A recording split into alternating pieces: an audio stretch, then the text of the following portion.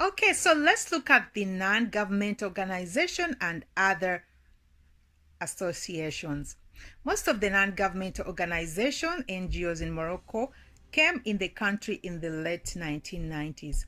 The monarch the monarch's opening to human rights issues resulted in an inflow of NGOs, especially those concerned with the treatment of the Sahrawi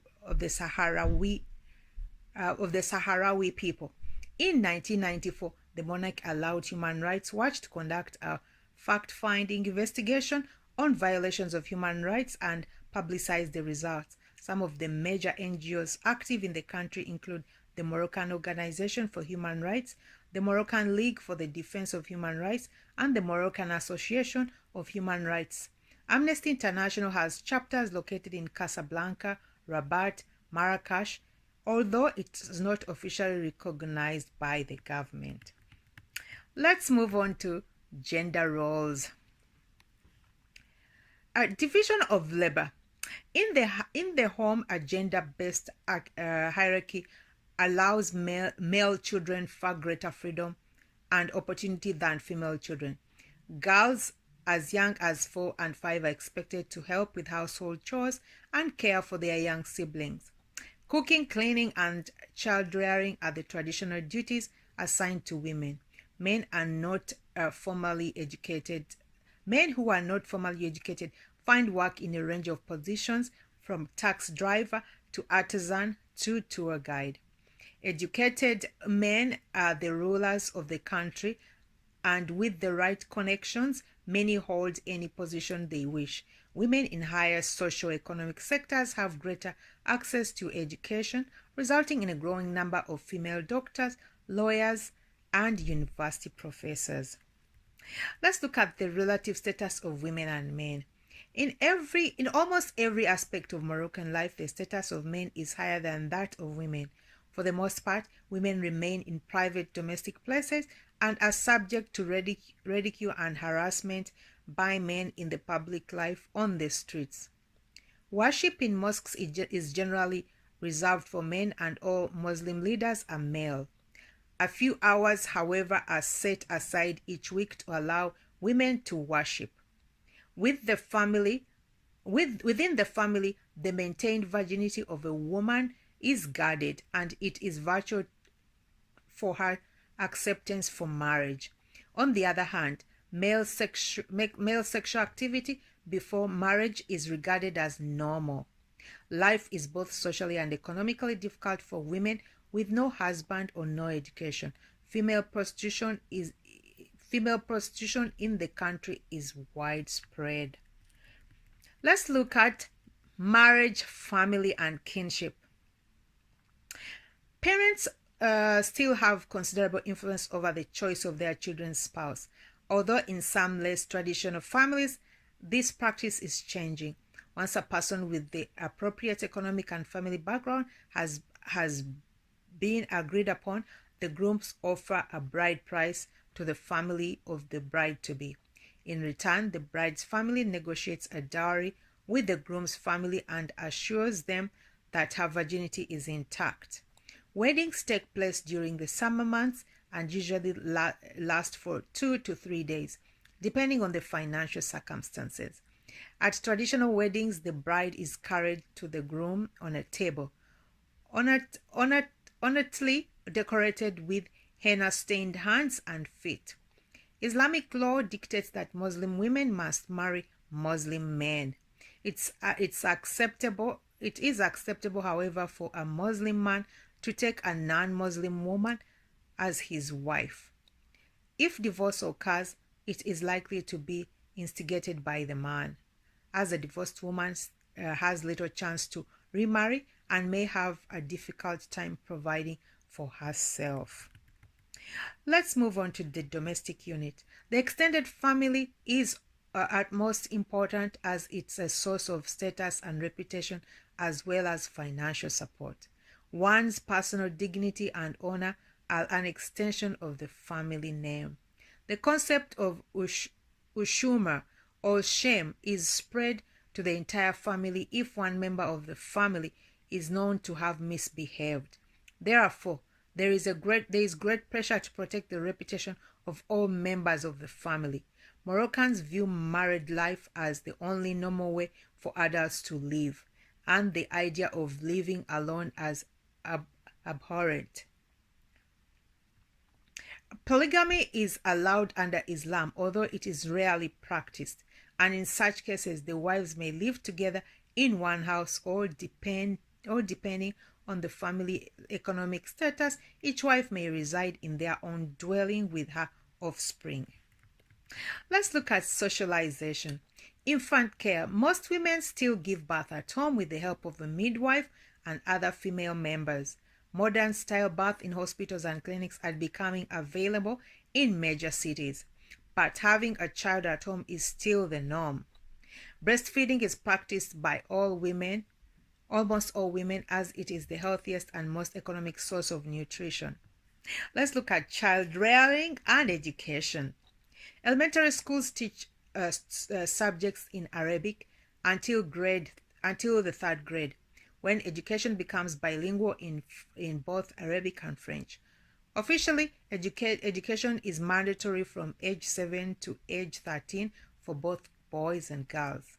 Girls, however, are often taken out of school at a young age to assist the older women in their families with domestic duties, especially among the lower socio-economic sectors. By the end of secondary school, more than 3/4 of the students enrolled are boys. Let's move on to higher education. There are 13 universities in Morocco with roughly 250,000 students enrolled in all. Both public and private education is available. Public education is free to all citizens through the first undergraduate degree. Wealthy Moroccans often send their children to be educated abroad, usually in Europe. University education is highly valued as it's a means to allow individuals to raise their social status and standard of living. Let's look at the ethic. When greeting one another, Moroccans usually shake hands and touch their heart to show personal warmth. Segregation of the sexes is very important in almost every social situation outside the home. Only very modern westernized women are active in public life. In the Berber countryside, the appearance of women in public may be slightly more common than in major cities. Traditionally, elders are respected and honored by the entire community. Moroccans have a very lax concept of punctuality. Dates, appointments, business meeting, and people tend to run behind schedule without concern. Saving face, especially in public.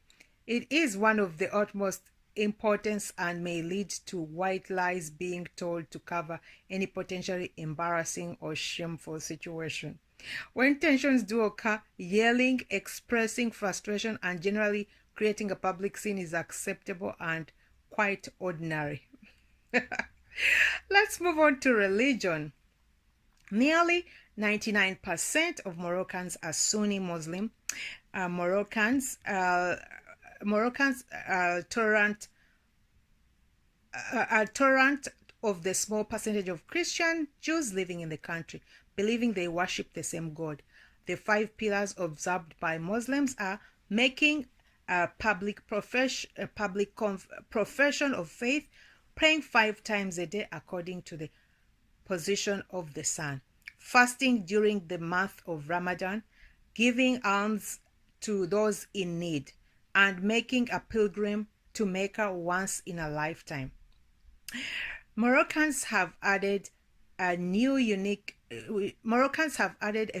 features to their own traditional Islam. 2 of these features, whose origins are likely attributed to Berber religious practice, are baraka and murabitin.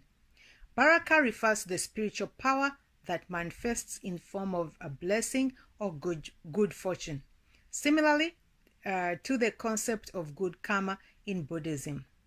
Murabitin are the individuals who possess good baraka, similar to the concept of sainthood in Catholicism. Baraka may rub off on individuals who spend time with the Murabatin.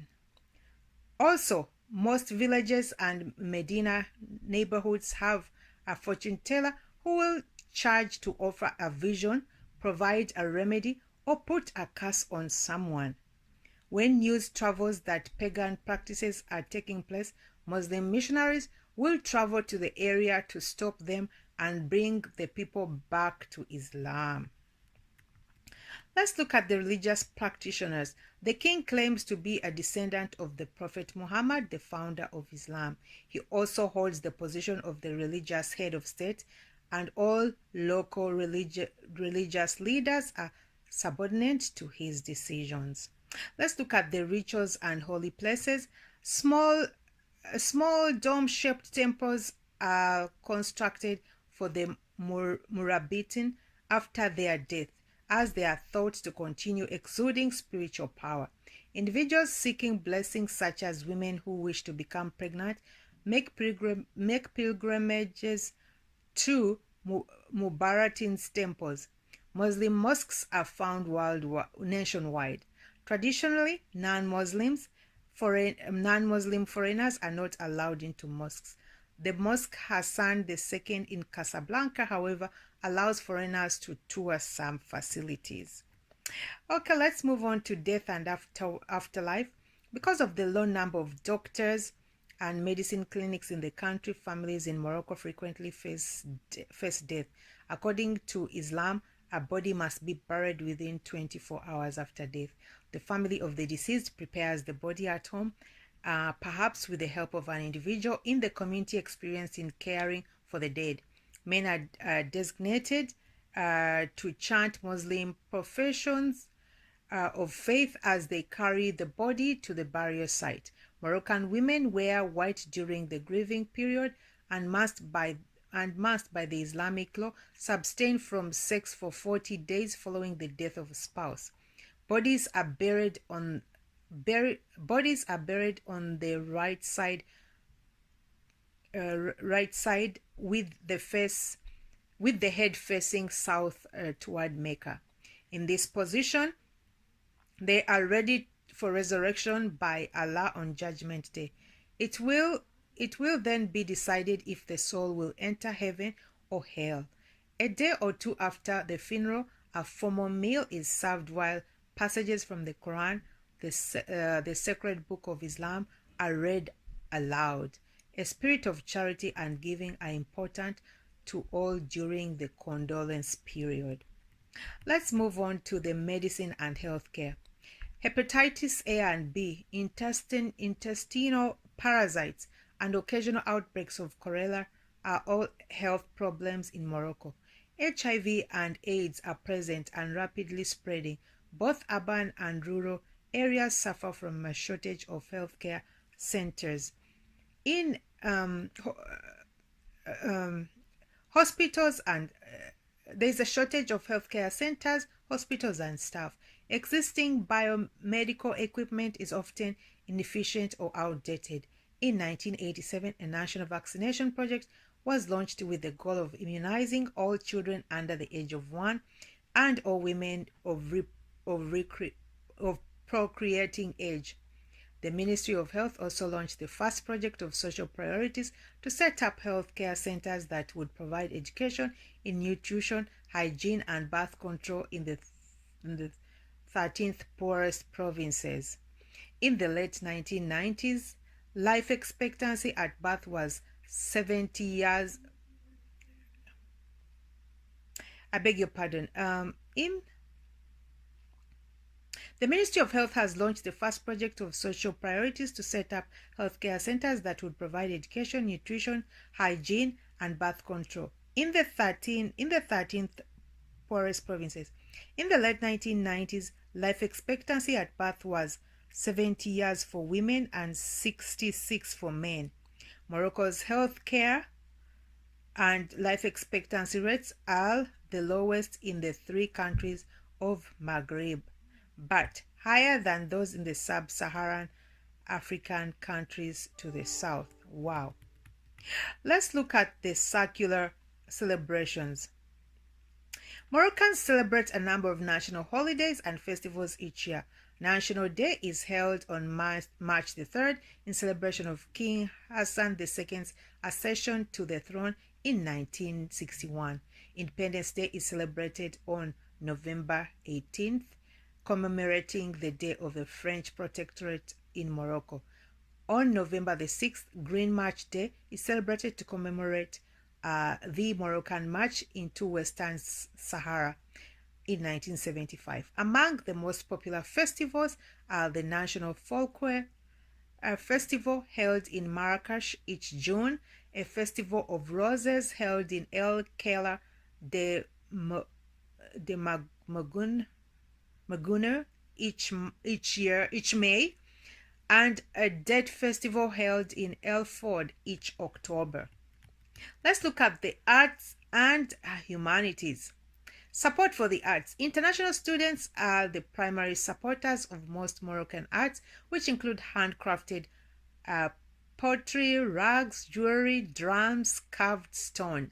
A number of museums that exhibit Moroccan paintings and sculptures are supported by the state. Each year, the state awards the Moroccan Book Prize and Grand Prize of National Merit. Let's look at the literature. Some of the most famous figures in Morocco legends and literature are Aisha Kouadisher and Djinn, known in English as genies. The legend of the Aisha Kouadisher is that of a beautiful woman, seductive with the legs of a goat, who lives in the riverbeds and flames. Aisha often appears to men in dreams and may leave them impotent for life. Moroccan children fear her presence.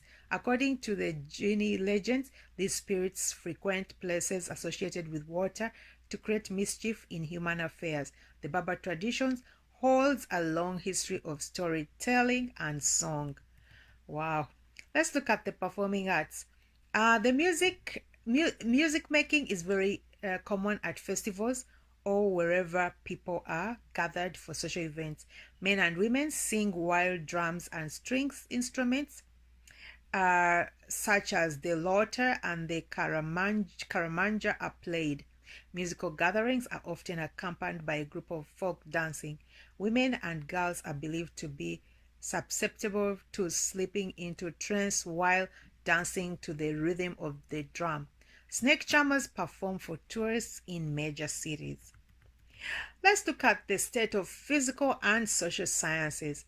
In the area of social sciences, Morocco excels in the area of linguistic and human languages. The Arabic Language Institute in Fez, Alif, offers courses in modern Standard Arabic as well as colloquial Moroccan Arabic.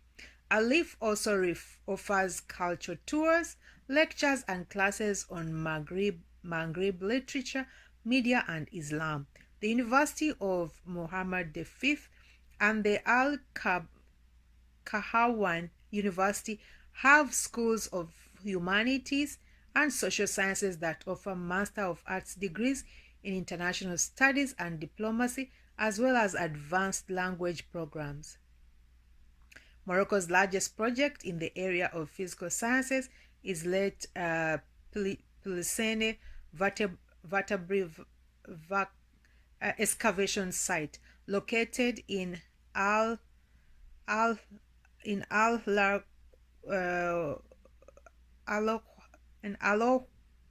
Gwalam. Alok Gwalam